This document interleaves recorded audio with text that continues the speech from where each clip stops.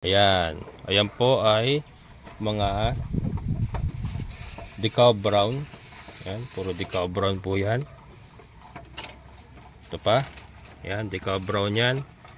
And then, ito yung ating mga kabir. Ayan, oh. K stands for kabir. Ayan. Bella. Bella. Huwag Bella. Ayan. Stands for kabir. Lahat yung kabir yan, mga kabukals. And then, ito, yung ating Dong Tao Shamu. Ayan, Dong Tao. D stands for Dong Tao. Ayan, para alam ko kung ilan ang isasalang ko sa bawat lahi. Then, ito yung ating Shamu. Anak ni, itlog ni Tanaka. Shamu. Tatay si Dumpo Giant. Ayan, oh. Ayan. Yan po ay combination ng Shamu Kabir at Dong Tao Shamu eggs. Ayan. Ito yung mga Dong Tao, yung maliliit. Ayan. And then Kabir Shamu po yan. Magkakahalo. Voila. Ayan po yung ating mga decal brown Rhode Island eggs. Ayan. Bukas, ika-10 days nila. So magka-candling tayo. So mababawasan pa yan. Ang matitira lang po dyan ay yung may mga embryo. Yung mga buhay mga buhay na embryo. And then all the rest na wala ay ipo-pull out natin para lumuwang. Laki na mga kabukals. And puting-puti. Ang ganda, oh. Puti. Pero Rhode Island ang nanay niya, na.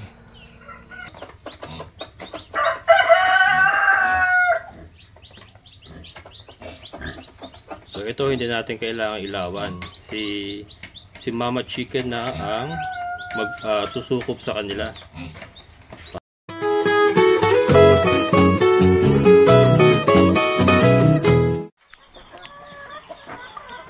Mga kabokals, namisado yung ating Rhode Island. Oh, ha. Ang galing. Meron pa isa dun, oh. Yun, oh.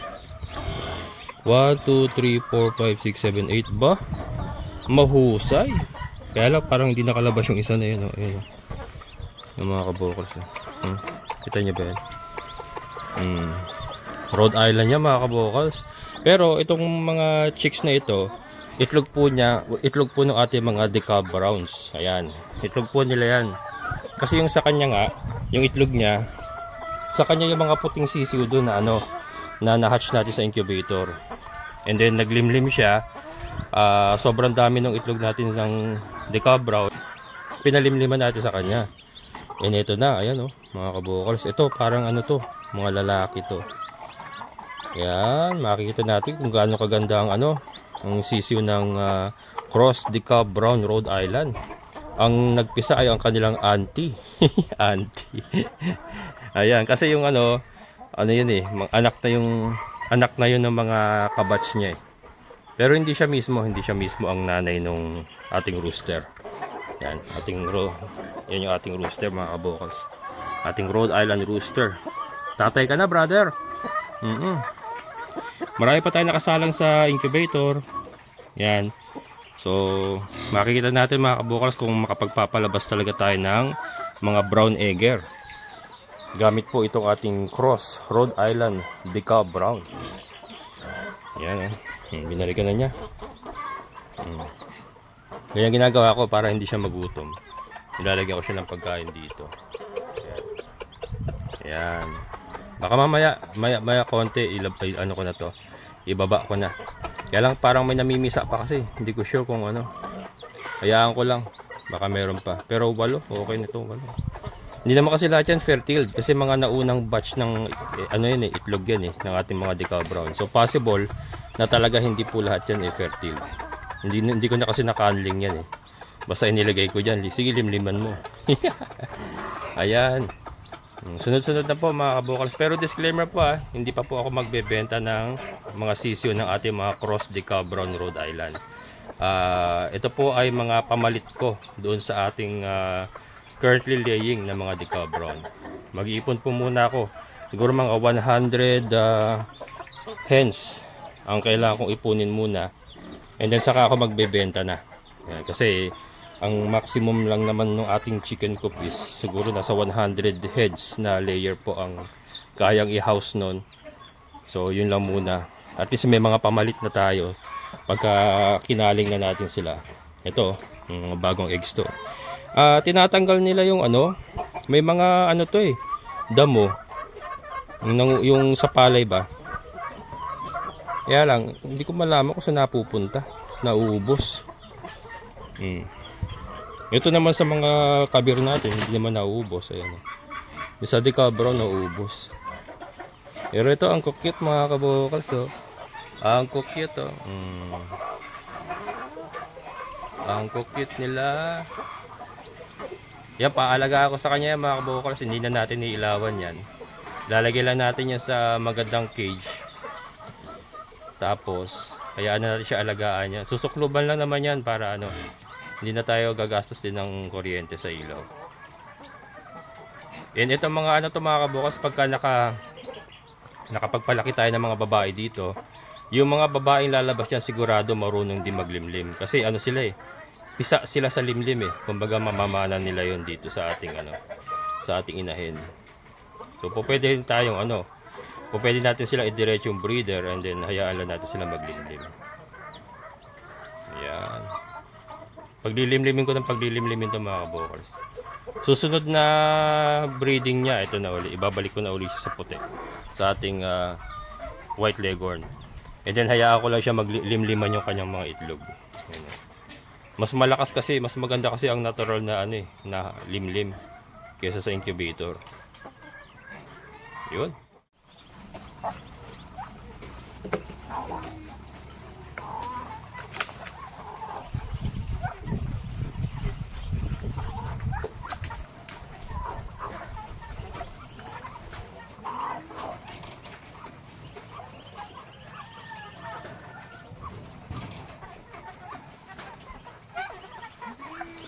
Ayan mga kabokals, so ito na, dito naman tayo sa ating range area ng ating labo-labo. Labo-labo. Ayan, dito na yung ating mga Muscovy ducklings, ating mga crossbreed, Shamu, Dogtown. Ayan, ito sila mga kabokals. So far, ano, kompleto naman mga kabokals, walang nabawas.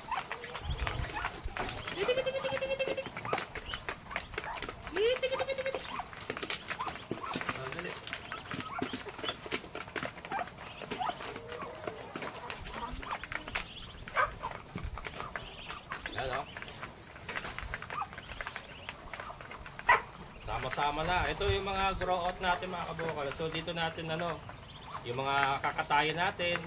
Pag kailangan natin magkatay, dito tayo kukuha. Dito sa mga naka-range. Ayan.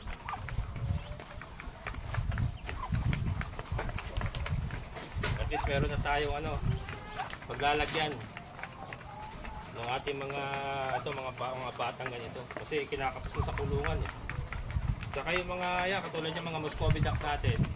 Mas maganda yung, sa tingin ko mas maganda yung after 2 weeks, medyo malakas na sila, and then hayaan na lang natin sila manginahin sa labas. Pero syempre may suporta pa rin ng ng darak sa mais. So ito mga nakadarak sa mais na mga kabokals, hindi na tayo nag-i-starter sa kanila. Kung ano yung kinakain ng mga malalaki, yun na rin yung kinakain nila. Kasi naka 2 weeks naman na silang naka 2 weeks na silang starter. And then nakapanginginain pa sila sa paligid. So ayan.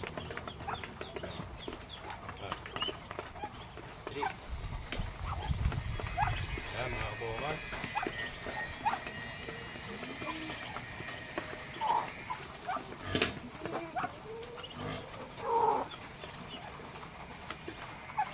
Okay, so alright.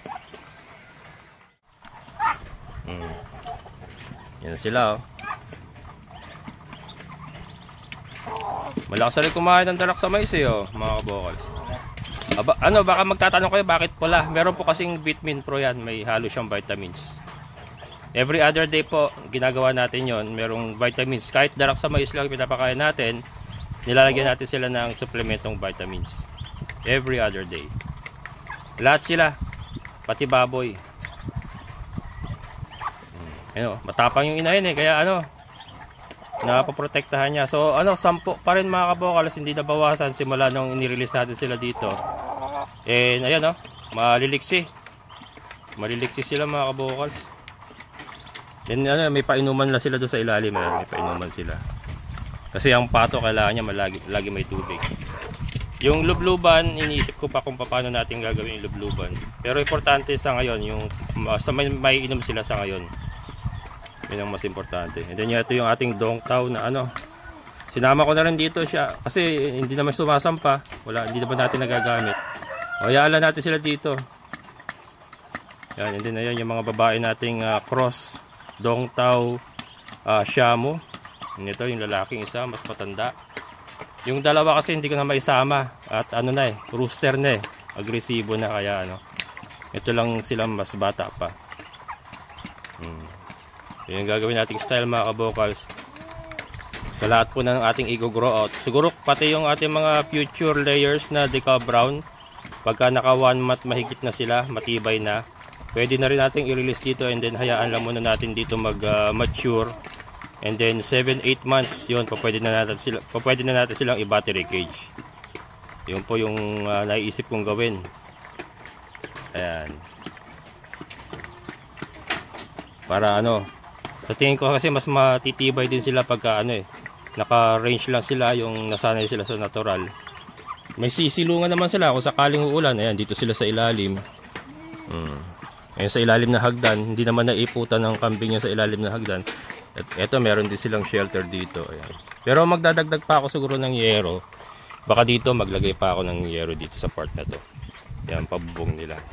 Para may sisilungan. Ayan, maglalagay tayo ng mga hapu-hapunan. Ayan, dito. Mga hapu-hapunan. Kahoy lang naman yan, balagbag. Para pag gusto nilang humapon, makahapon sila. Yung mga pato naman, sa lupa lang natutulog yan. Ayan mga kabukals. Dadami pa yan. Madaragdagan pa yan kasi ongoing ng ating breeding.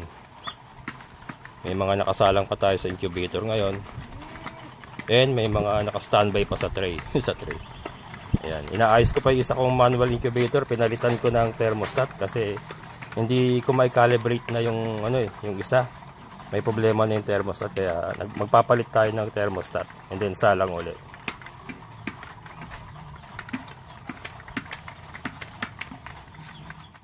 Yung mga ducklings natin na mas bata, ayan, dito ko na lang muna inilagay mga kabokals. Kasi gagamitin ko yung cage para dun sa sisiw na napisa ng ating Rhode Island. Ayan, so ginawa ko, ito yung mga napala na natin na ipa na may pupo. Binarikada ko na lang muna. Pinaraan ko na lang muna, mga kabokals. Para-paraan. Pansamantala lang. Ayan, kasi nga kinakapos tayo ng kulungan. Yan, dyan muna sila. Anyway, naman yan papaalpasin din natin yan dun sa sa ating free range area kapag malakas na sila. Yan, 2 weeks nga. Yan. So ito tayo, maglilinis kasi ako ng kulungan ng baboy. Maglilinis ako ng kulungan ng baboy. Isasabay ko na yung cage na yun. Si Kimberly mga kabokals, nagkakalkal na siya. Ika 116 days na ngayon. Pero nangyayari naman po yun. Hanggang nga po yan May mga kaso po hanggang 121 days umaabot bago manganak. So, nakikitaan ko na siya ng mga manifestation ng mga anak kasi nagkakaykay siya. Kinakaykay niya yung semento. And then ayun, sobrang kalat mga kabukal. Sobrang kalat. Nawalisan ko na yan. Minalis. Yung mga pupo niya kalat-kalat na. So, ayan. Hintayin na lang natin. Hindi pa rin ako nawawala ng pag-asa. Saka yung kanyang dede naman namumutok na talaga. Kaya sa maglilinis ako ng kulungan ng baboy gamit ang ating power spray, isasabay ko na to. Yung paglalagyan natin ng ating mga sisiw. Diyan galing yung mga Muscovy duck.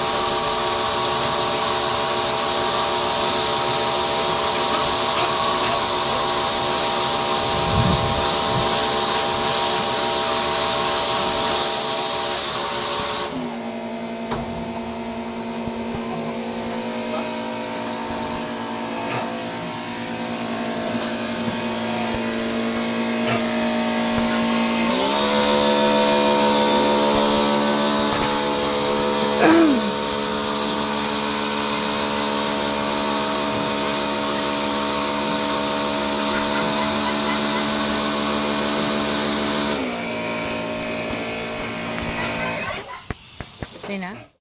Ayan mga kabokals, linis na. Yan, linis na yung ating cage. So yan, ibibilad ko na lang sa araw para ma-sanitize.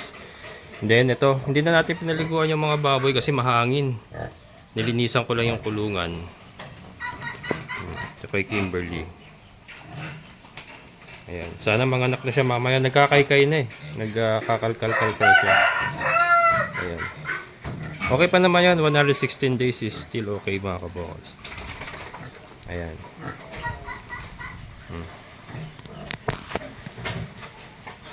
Naglag na yung kanyang mga dede. Oh. Ayan. Ayan. So malinis na ang ating mga kulungan.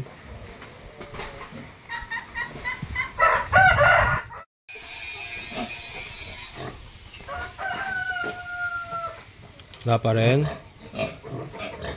Wala pa rin mga kabokals. Mamaya. Check ulit natin mamaya. Pero ito muna. Ito na yung paglalagyan ko ng mga CCU. Ayan. Hanguin na natin yung ating mga bagong pisang DeKalb Brown Cross Rhode Island na nilimliman ng ating Rhode Island hen. Ito muna lalagyan natin pagkain. Ayun, may na yun, may vitamins na yung mga kabokals. Niready ko na. Let's go! Yeah, mga kabokals. Hanguin na natin.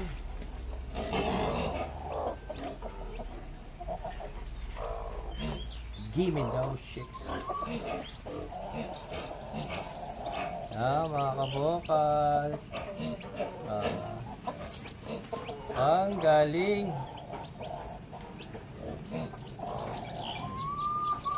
Bait niya, oh. Hindi niya ako tinutukan sa mukha. Pero wag kang wag kang maging kampante. Baka bigla manuka. Sana ba? Sana po mga kabukals. Baka po pa doon na misa eh.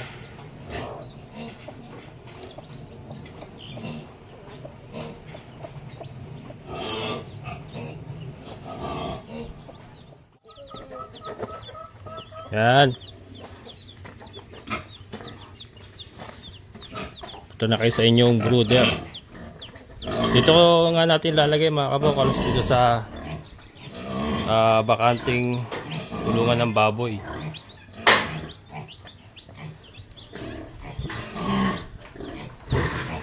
Yan.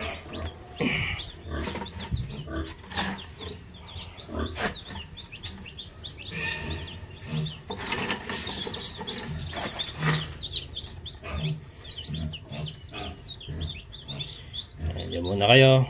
Tapos susunduin ko si mama. DeKalb Brown mga kabokals. Oh, ang galing. Ay lumulusot. Teka, wait lang. Lagyan natin karton. Ayan na mga kabokals.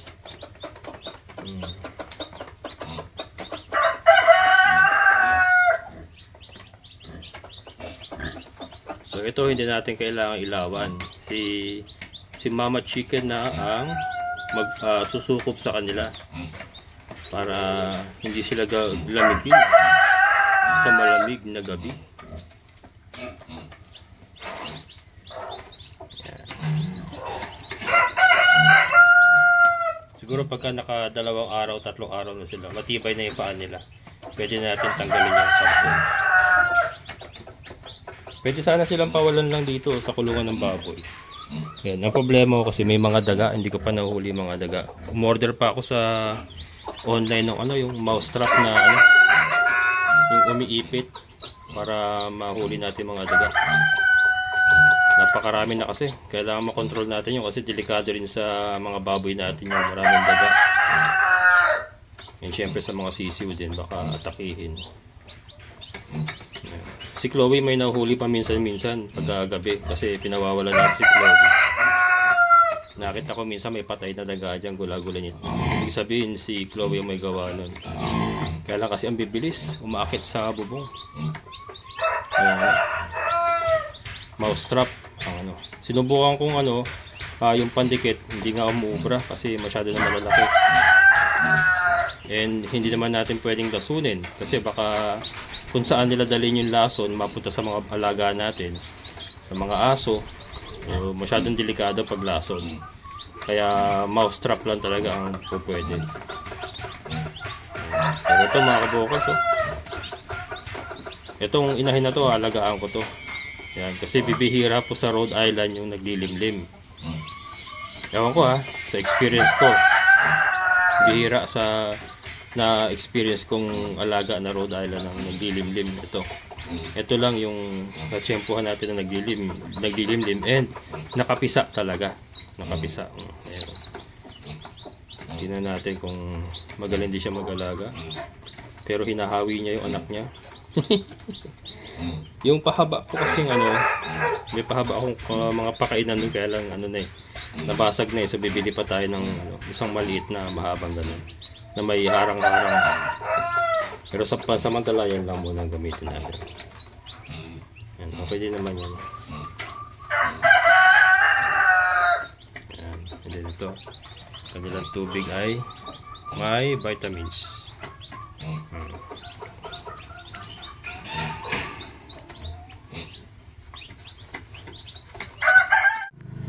And ito po yung ating incubator.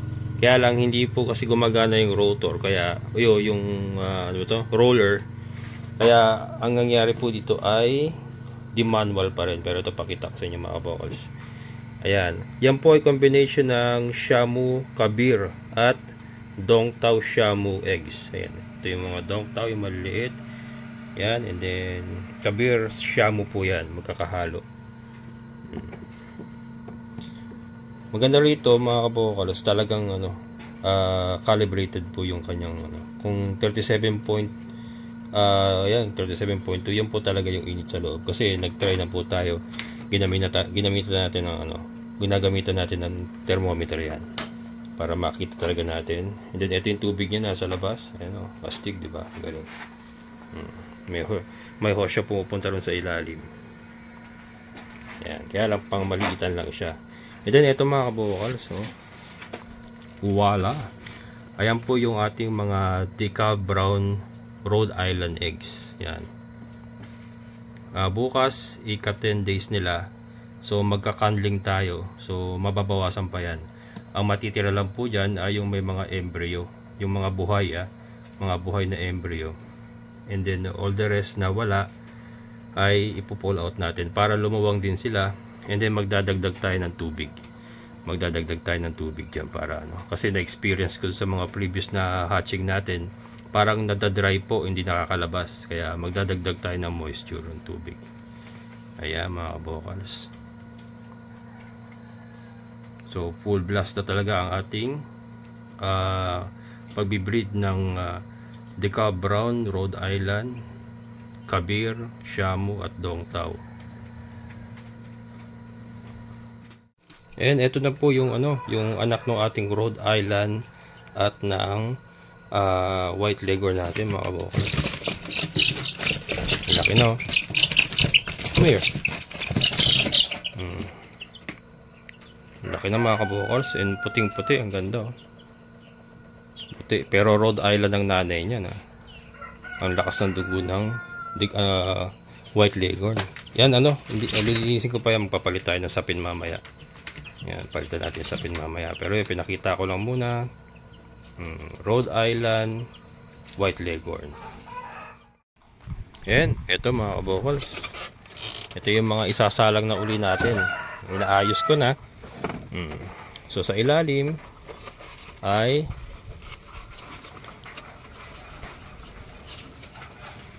iyan. Ayan po ay mga decal brown. Yan, puro decal brown po yan. Ito pa. Yan, decal brown yan. And then ito yung ating mga Kabir. Ayan K stands for Kabir. Yan. Bella. Wag Bella. Yan, stands for Kabir. Lahat yung Kabir yan mga kabokals. And then ito yung ating Dongtao Shamu. Yan, Dongtao. D stands for Dongtao. Yan, para alam ko kung ilan ang isasalang ko sa bawat lahi. Then ito yung ating Shamu, anak ni itlog ni Tanaka. Shamu, tatay si Dumpo Giant. Yan, oh. So may isang tray tayo. Mahigit isang tray, 31, 32, 34, 36, 38, 40 decal brown eggs, decal brown cross Rhode Island eggs. Ayan, and then may Kabir, Shamu, Dongtao. Ayan, makabukal. So getting ready tayo sa pagsasalang uli. Bukas siguro makapagsasalang na uli ako. Ayan. Ayos.